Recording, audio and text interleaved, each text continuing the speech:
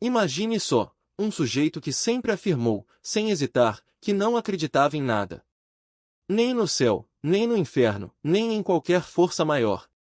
Para ele, o mundo se resumia a uma única verdade incontestável: o verde. Não o verde das árvores ou da esperança, mas o verde das cédulas, o verde que move o poder, que compra sonhos e enterra consciências. E foi justamente esse verde que o levou a um ponto sem volta. Ele estava disposto a tudo, a cruzar qualquer linha, a deixar para trás um rastro de sangue e dor. Até que, num instante, algo inexplicável aconteceu. Enquanto planejava seu próximo passo, uma voz ecoou dentro dele. Não era um delírio, não era fruto da imaginação. Era real.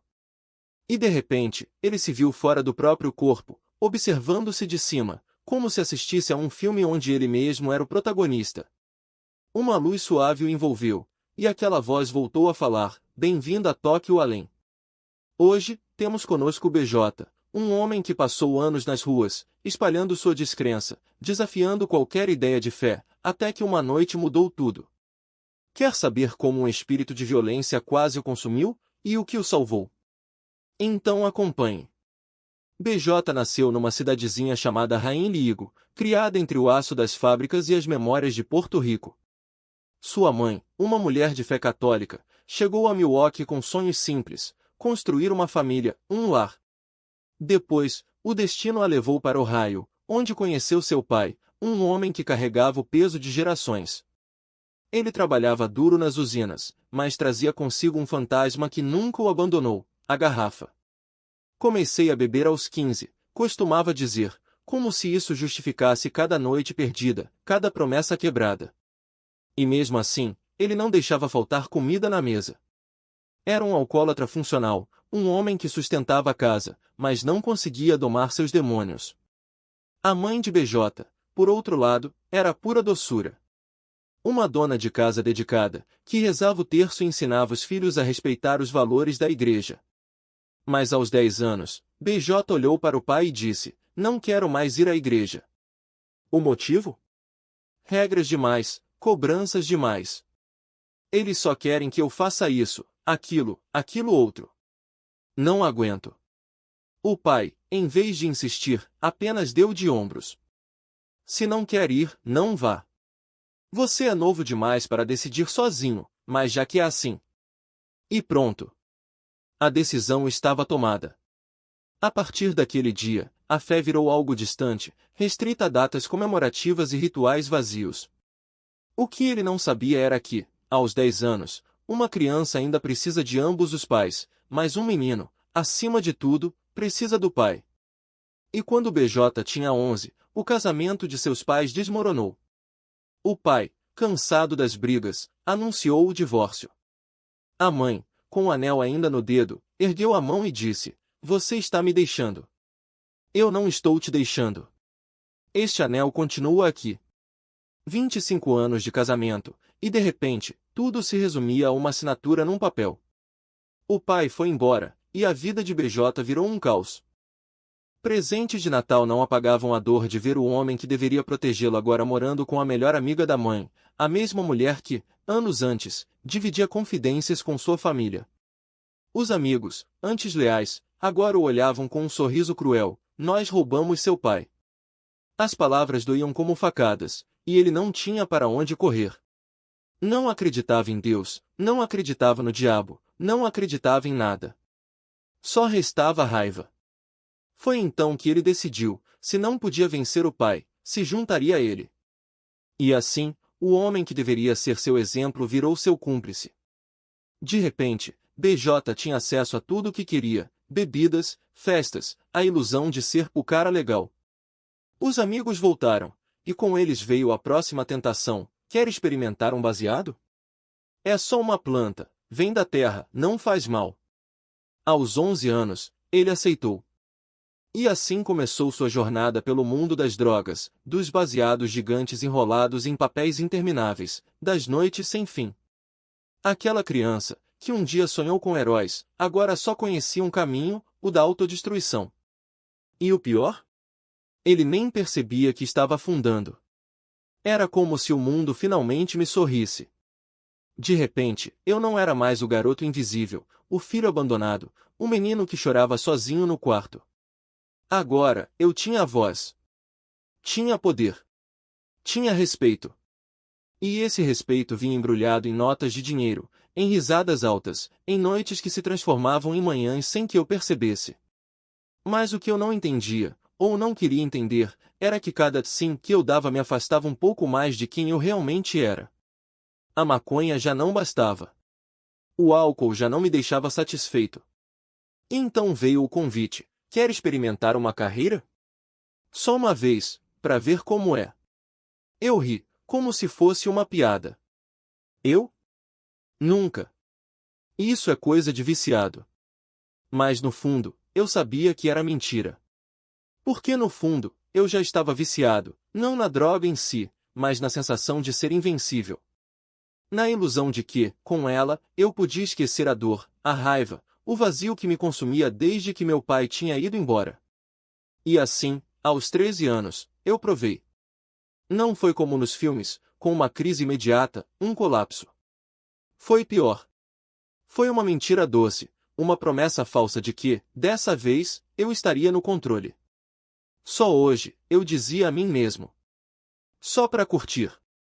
Mas o só hoje virou amanhã também, e o amanhã também virou um hábito que eu não conseguia mais largar. Porque a cocaína não era só um pó branco, era um espelho. E naquele espelho, eu via tudo que sempre quis ser: forte, destemido, alguém que não precisava de ninguém. Os caras mais velhos do bairro, os amigos da minha irmã, os traficantes que me ensinaram a pesar a droga, a embalar, a vender, todos eles me olhavam com admiração. Esse moleque tem futuro, diziam. E eu acreditava. Porque, pela primeira vez na vida, eu me sentia visto. Não como o garoto quebrado, mas como o garoto que conseguia. Que dominava. Que mandava. Mas o preço era alto. Cada vez que eu cheirava uma carreira, era como se uma parte de mim se apagasse. A memória do meu pai indo embora. A vergonha de ser pobre. O medo de nunca ser bom o suficiente. Tudo isso sumia por algumas horas, e depois voltava com força redobrada. E então eu precisava de mais. De algo mais forte. De uma nova onda. Foi assim que cheguei aos psicodélicos, ao êxtase, às festas que duravam dias. Isso aqui é vida, eu pensava, enquanto dançava sob luzes estroboscópicas, cercado de gente que, como eu, só queria esquecer. Mas havia uma voz dentro de mim, fraca, quase inaudível, que sussurrava: isso não é liberdade. Isso é uma armadilha. Eu a ignorava. Porque admitir isso seria admitir que eu estava perdido. E eu não podia estar perdido. Não quando finalmente tinha encontrado um caminho. Ou pelo menos era o que eu pensava. Em menos de 20 minutos. As paredes começaram a respirar, o chão se transformou em um mar de cores pulsantes, e cada som que chegava aos meus ouvidos parecia uma sinfonia distorcida, como se o mundo inteiro tivesse sido mergulhado em um aquário gigante. Eu ri, nervoso, porque algo estava errado. Não era a viagem suave dos cogumelos, nem a euforia controlada do êxtase. Era algo mais profundo, mais escuro, como se a substância tivesse rasgado um buraco na realidade e me puxado para dentro dele. Meus amigos riam ao meu redor, mas seus rostos estavam borrados, como se fossem máscaras de cera derretendo. Um deles me ofereceu mais um gole de bebida, e eu aceitei, na esperança de que o álcool amenizasse o que quer que estivesse acontecendo comigo. Não amenizou. Pelo contrário, a cada gole, a sensação de que algo estava me observando ficava mais forte. Não era paranoia. Era uma presença real, como se algo, ou alguém, estivesse ali, no canto do quarto, esperando. Eu tentei me levantar, mas minhas pernas não respondiam. Era como se meu corpo pertencesse a outra pessoa, como se eu estivesse preso dentro de uma casca que não me obedecia mais. Meus amigos continuavam falando, mas suas vozes soavam distantes, como se viessem de um túnel. Então, de repente, tudo ficou em silêncio. Um silêncio absoluto, daqueles que só existem em lugares vazios, sem vida. Foi quando eu o vi. Não sei descrever exatamente o que era. Não tinha forma definida, mas tinha olhos, olhos que queimavam como brasas, fixos em mim. E uma voz, baixa e rouca, que ecoava dentro da minha cabeça: você acha que está no controle? Você não passa de um peão. Eu tentei gritar, mas não consegui. Tentei me mexer, mas meu corpo estava paralisado. A coisa se aproximou, e eu senti um frio percorrer minha espinha, como se cada célula do meu corpo estivesse sendo congelada. Não era medo. Era terror puro, daqueles que te fazem questionar se você ainda está vivo. Então, de repente, tudo desapareceu. O quarto voltou ao normal. Meus amigos estavam lá, rindo, como se nada tivesse acontecido. Eu olhei ao redor, ofegante, tentando entender se aquilo tinha sido real ou apenas um delírio da droga. Mas eu sabia. Eu sabia que não era imaginação. Algo tinha me tocado. Algo tinha me marcado. E, pela primeira vez na vida, eu senti medo de verdade. Não medo de morrer. Não medo de ser preso. Medo do desconhecido. Medo do que estava além daquela porta que eu tinha aberto sem pensar duas vezes. Porque, naquele momento, eu entendi uma coisa: as drogas não eram apenas uma fuga. Eram um portal. E eu tinha acabado de convidar algo para entrar. A verdade que eu nunca quis encarar. E a resposta veio antes mesmo que eu pudesse mentir para mim mesmo: eu iria para o inferno. As palavras saíram da minha boca como se outra pessoa as tivesse dito. E, naquele instante, eu soube que não era apenas o ácido falando. Era algo maior. Algo que sempre esteve ali, esperando que eu parasse de me enganar. Os caras ao meu redor trocaram olhares. Um deles riu, nervoso, como se aquilo fosse uma piada. Mas eu não estava brincando. Eu sentia. Cada palavra queimava na minha garganta, como se a verdade fosse um veneno que eu finalmente tinha engolido. E o pior? Eu não queria cuspir. O sol começava a nascer, pintando o céu de um laranja sujo, como se o próprio dia estivesse envergonhado do que eu tinha feito. Eu olhei para as minhas mãos, ainda tremiam, ainda carregavam a memória daquelas garras que eu tinha visto horas antes. Mas agora, elas pareciam apenas mãos. Mãos de um homem que tinha passado a noite inteira brincando com fogo e só agora percebia que já estava queimado. Um dos caras me cutucou.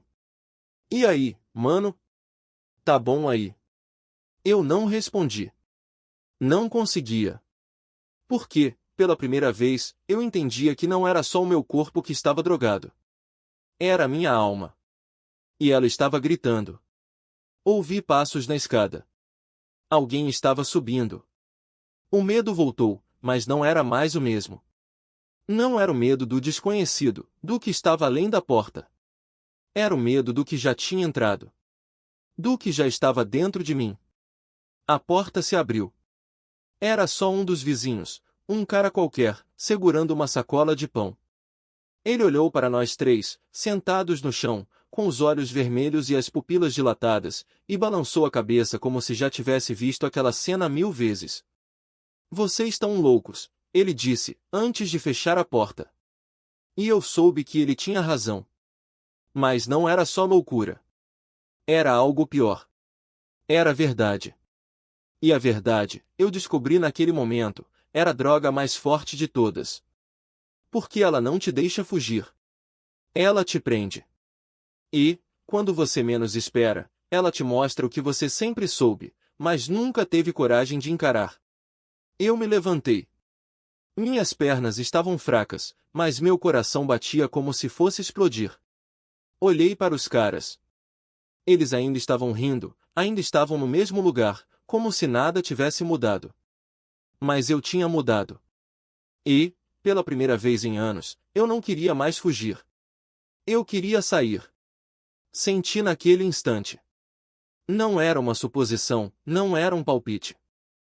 Era uma certeza absoluta, como se cada fibra do meu ser soubesse a resposta antes mesmo que a pergunta fosse feita. Você já sentiu isso? Aquela convicção que não precisa de provas, que não admite dúvidas. Pois foi exatamente assim. Ele me olhou nos olhos e disse: vamos fazer um teste. Se você sair agora, sem armas, sem drogas, só você e essa rua, e um dos meus caminhões te atropelar e te esmagar, para onde você iria? A resposta veio antes que eu pudesse pensar. Para o inferno. Não hesitei. Não questionei. Simplesmente soube. E então veio a segunda pergunta. E a terceira? E em todas, a resposta era a mesma: inferno. Inferno. Inferno. Como se cada cenário só confirmasse o que eu já sabia no fundo, mas nunca tinha tido coragem de admitir. Ele continuou: você tem 3 caminhos. Pode passar a vida na prisão por causa das drogas que vende. Pode morrer fazendo o que faz. Ou pode morrer sem Cristo. 3 destinos, e nenhum deles é vida. Mas tem uma quarta opção, você pode escolher agora. E pode escolher diferente. O sol começava a nascer, e eu ainda estava ali, ouvindo vozes que não eram alucinações. Os caras continuavam rindo, alheios, como se o mundo não tivesse acabado de virar do avesso. Mas algo dentro de mim já não cabia mais naquele lugar. Algo tinha se quebrado, ou talvez, finalmente, tivesse se aberto. Foi quando o cara do apartamento disse: cara, você tá tendo uma bad. E eu respondi: não. Eu preciso falar com a minha mãe. Não era um impulso. Era uma necessidade. Como se cada palavra que eu tinha guardado por anos precisasse sair de uma vez. Cheguei em casa e ele veio comigo. Entrou no meu quarto e apagou, drogado. Eu nem liguei. Fui direto para a sala, onde minha mãe estava, e as palavras saíram antes que eu pudesse detê-las. Mãe, me desculpa. Por tudo. Por cada nome feio que eu te chamei, por cada vez que eu te abandonei, por cada noite que eu saí e te deixei sozinha. Eu sinto muito. Ela me olhou assustada, como se eu fosse um estranho. Filho, o que aconteceu? Você tá bem? Vamos pro hospital. Mas eu sabia que não era ali que eu precisava estar. Uma voz, não alta, não gritando, mas clara como um sussurro no meio do caos, me disse: se você for agora, tudo o que acabou de dizer vai perder o sentido. Então eu ouvi. E naquele momento, as escrituras começaram a surgir na minha mente, como se sempre tivessem estado ali, esperando. Eu não sabia de cor, não tinha lido a Bíblia, mas as palavras vinham, precisas, como se fossem minhas. Não é a minha voz, pensei. É a dele. Caí de joelhos. Minha mãe se sentou no sofá, os olhos cheios de preocupação, e eu comecei a chorar. Não eram lágrimas de alívio. Eram lágrimas de anos de culpa, de vergonha, de tudo que eu tinha sido e não queria mais ser. Ela segurou meu rosto entre as mãos e disse: você é meu bebê. Eu sempre te perdoei. E então eu chorei como uma criança. Gritei. Solucei. Como se cada lágrima lavasse um pedaço da sujeira que eu carregava. Quando finalmente consegui falar, as palavras saíram entrecortadas. Mãe, eu não quero mais nada disso. Não quero dinheiro, não quero as drogas, não quero as festas, não quero as mulheres. Eu só quero ele. Eu preciso dele. Não sabia como fazer aquilo. Não sabia como ser salvo. Mas sabia que precisava. Então falei com Deus como se ele estivesse ali, na minha frente, ouvindo cada palavra. Eu não sei como fazer isso, Senhor. Mas eu creio. Eu preciso de você na minha vida. E então aconteceu. Foi como se um balde de água gelada caísse sobre mim. Não do lado de fora, por dentro. 3 pesos enormes, como tijolos dos meus ombros, simplesmente desapareceram. E eu soube, naquele instante, que não estava mais sozinho. Mas não acabou ali. Porque depois veio a dor. Uma dor física, como se algo estivesse sendo arrancado de mim. Uma mão invisível entrou pela minha boca, desceu até o fundo do meu estômago e puxou com força. Eu senti arranhões por dentro, senti minha voz mudar, como se outra coisa estivesse gritando através de mim. Era o demônio que eu tinha visto naquela noite, o mesmo que me controlava, que me empurrava para a escuridão. E ele não queria sair. Mas ele o arrancou. Foi agonizante. Foi real. E quando terminou, eu soube que algo tinha mudado para sempre. Mais tarde, Deus me mostrou coisas que eu não entendia na época. Que aquele demônio não era qualquer um. Era um demônio de autoridade, um líder. Um legião, como aquele que Jesus expulsou do homem na Bíblia. E ele não estava ali por acaso. Ele tinha sido designado para mim. Para me levar cada vez mais fundo, até o ponto final. Naquela noite, eu estava a um passo de matar alguém. O espírito de violência já tinha tomado conta de mim. Mas Deus interveio. Ele me deu uma escolha. E eu escolhi. Não porque eu merecia. Ninguém merece. Mas porque Ele ama. Porque Ele abre portas, mesmo quando achamos que elas estão trancadas para sempre.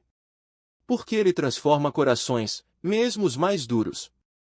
Isso aconteceu em novembro de 1998.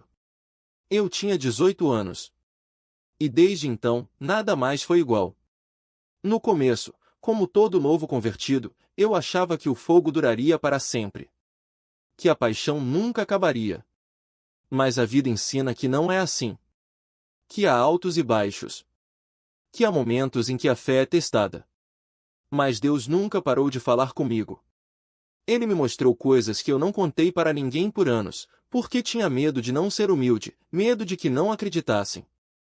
Coisas sobre o chamado na minha vida, sobre os dons que Ele me deu, sobre o propósito que eu nem imaginava ter. E o mais incrível?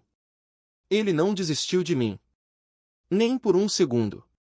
E a pergunta que não saía da minha cabeça era: quando é que eu vou ver isso acontecer? Mas Deus, na sua infinita sabedoria, já estava me mostrando os fragmentos do plano. Houve um momento, logo nos primeiros anos de caminhada com Ele, em que Ele me disse algo que mudou tudo: Beijo, eu coloquei dentro de você os 5 ministérios completos. E ali, naquele instante, Ele depositou um chamado que eu ainda não entendia por completo. Foi uma batalha árdua. Houve altos e baixos, deslizes, recaídas, momentos em que eu mesmo duvidei se conseguiria. Mas Deus não me deixou cair. Ele me puxou de volta com uma firmeza que só um pai tem: olha, eu te chamei. Você é quem é porque eu te chamei, não por sua própria força. E com o tempo, as peças começaram a se encaixar. Lembro como se fosse hoje, aos 6 anos, eu já era tio das crianças da igreja, brincando, ensinando, amando. Tinha 4 irmãs, e algo em mim sempre se conectou com os pequenos. Então, naturalmente, Deus me levou para o ministério infantil. Foram 5, 6 anos de dedicação, até que um pastor associado decidiu abrir uma nova congregação. E lá fui eu, ajudando a plantar uma igreja do zero, começando com apenas 23 pessoas. 14, 15 anos depois, eu ainda estava lá, até que, em 2020, Deus me chamou para outro caminho. Mas durante todo esse tempo, Ele não parou de me falar: Beijo, eu te mostrei que você prega para adultos, para jovens, para crianças. Não importa se você ainda não está no palco principal, você é um pregador. Você profetiza sobre vidas, impõe as mãos e vê pessoas serem curadas. Você é um evangelista. Em 2010, antes mesmo de conhecer minha esposa, casamos em 2012, fiz minha primeira viagem missionária. Quem diria que um cara como eu se tornaria missionário no Camboja, e voltaria lá 4 vezes? Deus me usou de todas as formas possíveis. Ajudei a plantar igrejas, como Paulo fez. E agora, Ele me chama para fazer o mesmo, começar algo novo. Nos últimos anos, tenho me dedicado ao ministério online, visitando igrejas, conectando-me com outros pastores, fazendo evangelismo nas ruas, abençoando e alimentando pessoas. Tenho pregado nas redes sociais, no Facebook, no YouTube, levando a palavra por onde ela puder alcançar. Mas o desejo do meu coração é ver isso ganhar corpo, uma igreja doméstica, um lugar onde as pessoas possam se encontrar, ser amadas e ver Deus se mover de forma tangível. Tantas coisas que eu jamais imaginei fazer, e Ele sempre me lembra: o que eu começo, eu termino. O que eu prometo, eu cumpro. Às vezes é difícil acreditar, porque nós mesmos nos atrapalhamos, nos perdemos no caminho. Mas Ele sempre vem ao nosso encontro, nos levanta e nos coloca de volta nos trilhos. Amo as pessoas. Amo o Camboja. Amo missões. Descobri realidades que muitos nos Estados Unidos nem imaginam, e é uma jornada incrível, que ainda não acabou. O inimigo tenta me derrubar de outras formas agora, porque não consegue mais me atingir como antes. Hoje sou casado, há 13 anos, com 2 filhos que Deus me confiou. E estou aqui, pronto para o que Ele tem preparado, esse novo capítulo, esse Urban New Life Temple, que Ele mesmo colocou no meu coração. Às vezes, ouvir histórias como a minha encoraja as pessoas, porque elas vêm de onde Deus me tirou, e o zelo, a gratidão que nasce disso. Há quem conheça Jesus, seja salvo, mas não tem esse fogo. Então, o que eu diria para quem precisa de um sopro do Espírito para acordar? Seja sensível à voz de Deus.